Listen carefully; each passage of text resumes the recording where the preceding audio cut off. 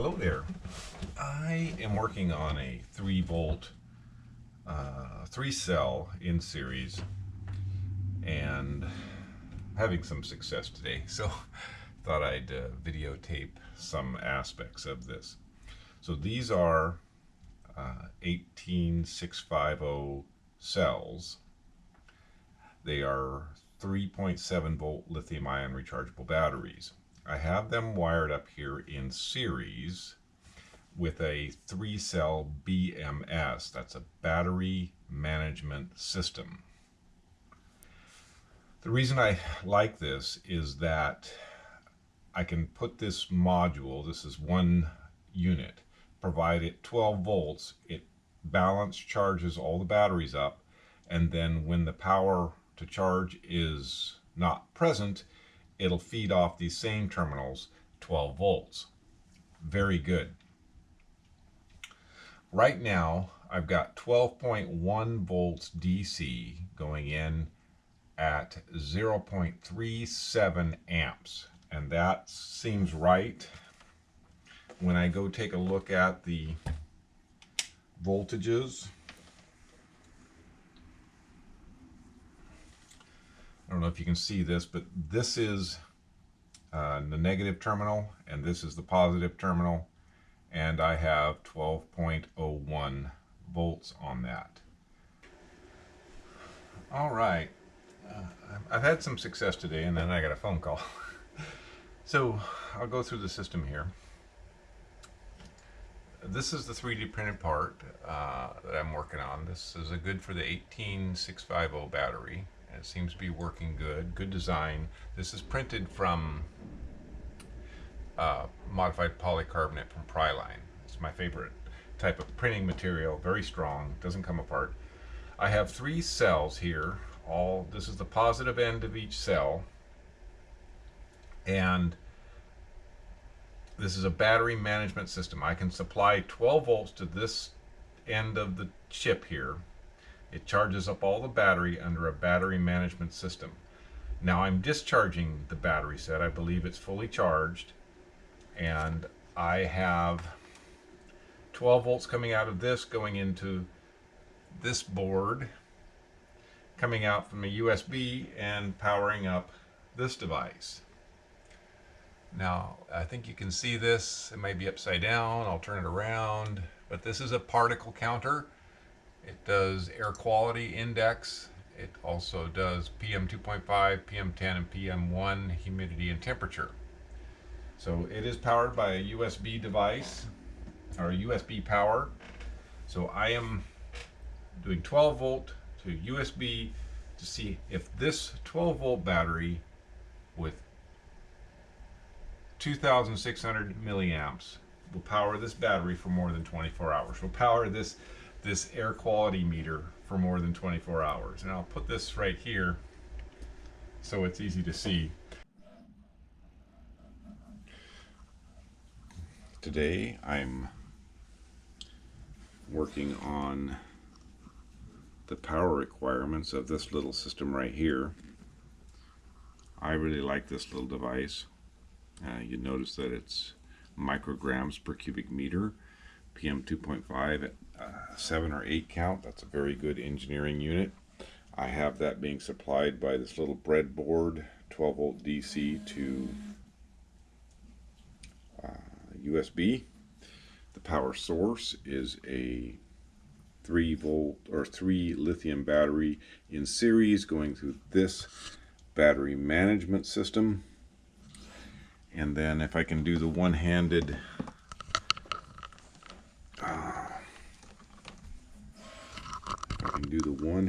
actually I'm using 2 hands, but I'm trying to do the battery voltage.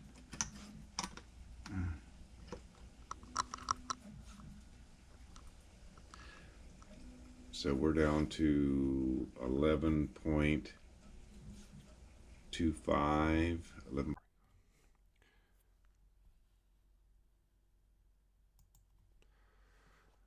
We are looking at the display of this PM detector. It gives us a large number, or the largest yellow number, now 70 something, at PM 2.5 in micrograms per cubic meter.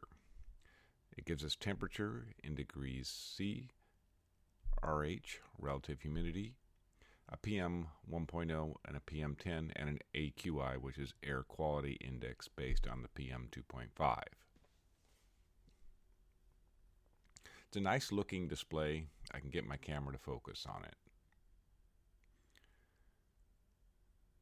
It also gives you a little readout as to the status, and it says moderate right now. This is a test I have set up, and the air is very clean right now. It says it's 3,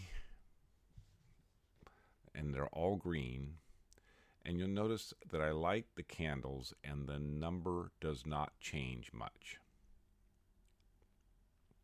I had 2 of these detector units, and they both track the same.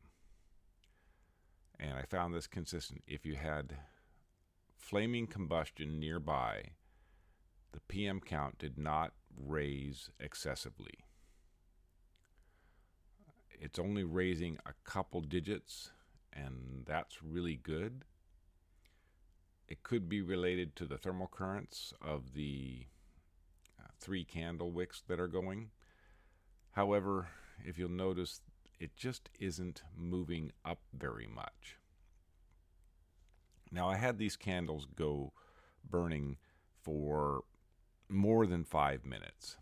And then, so I get a nice pool of wax, and then I blew them out like you'd blow out birthday candles. And I want to watch the display when I blow them out. But first know that if you have flaming combustion, you do not get an excessive rise in any of the PM numbers. PM 2.5, PM 1, or PM 10 are all in the green. They're all in single digits. And I find that rather interesting.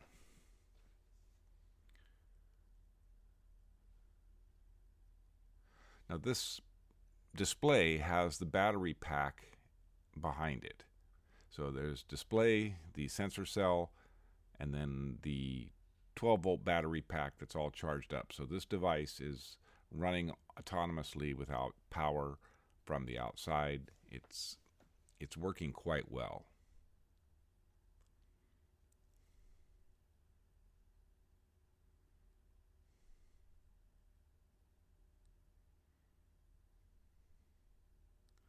All right, I've blown out the candles, and then you can see the PM number.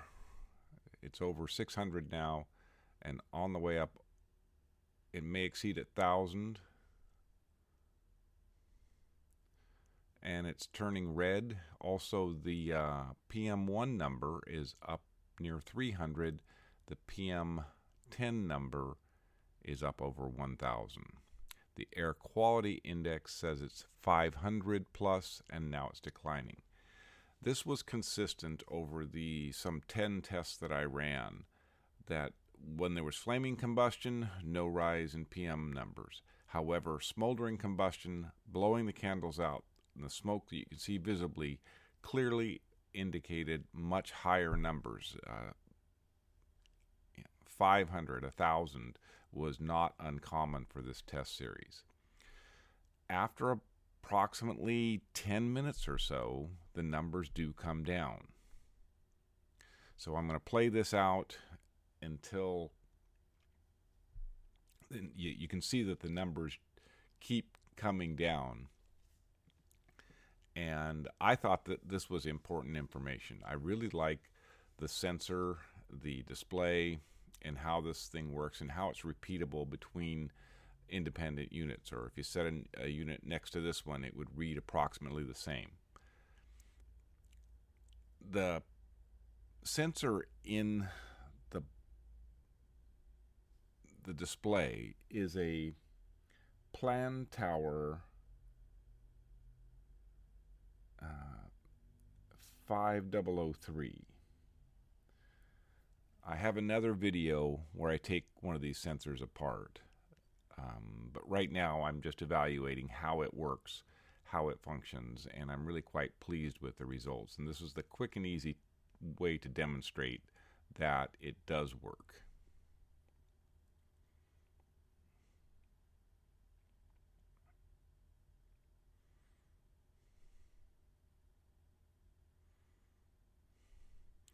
Right now, the PM numbers are still over 500. PM 1.0 is approximately 160. The PM10 numbers are still over 500. But everything is dropping down, and you'll see the colors of the displays dropping down as well.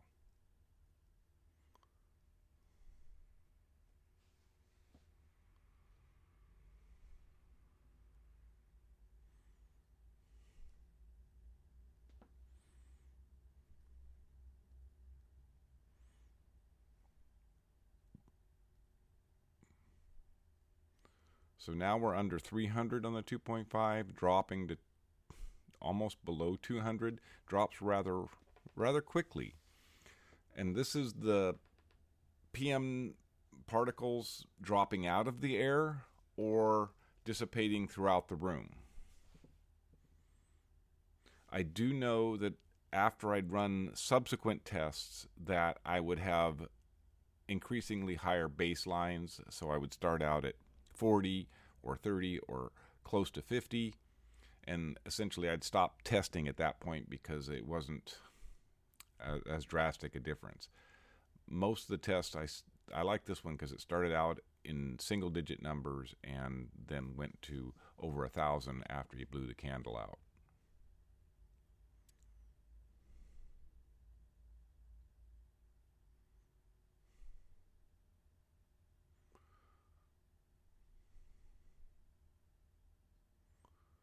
So now we're down to lightly polluted.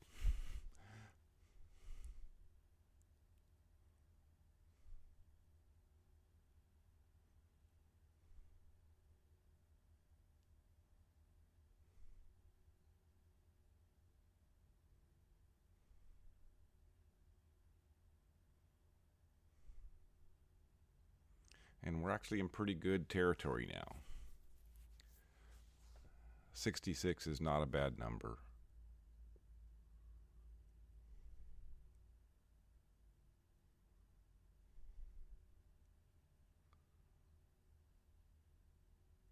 All right, in just a few minutes, we are back down to 50. And the numbers will turn green at 49. But we're right on the edge of turning green again. And so I thought this was a good test showing flaming combustion does not have an increase in PM 2.5. However, smoldering combustion has an incredible increase in PM 2.5, PM 1, PM 10, and thus the air quality index. What does this say for wood stoves? It says if you have open flaming, you're going to be creating less PM or less particulate matter out into the atmosphere. So flaming combustion appears to be the best mode of combustion.